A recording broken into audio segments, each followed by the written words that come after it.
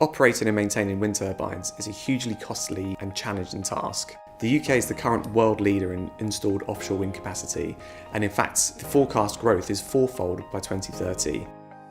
Using rope access technicians to inspect and maintain these blades is a hugely risky task. It's expensive, challenging.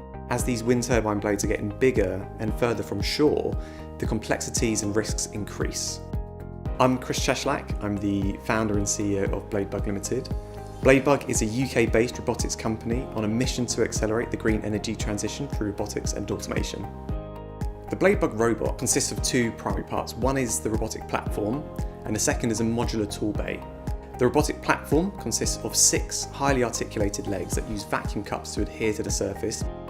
These legs enable the robot to adapt and conform to the highly changing complex geometries of a wind turbine blade, from a big convex cylinder at the root to highly curved aerofoils at the leading edge.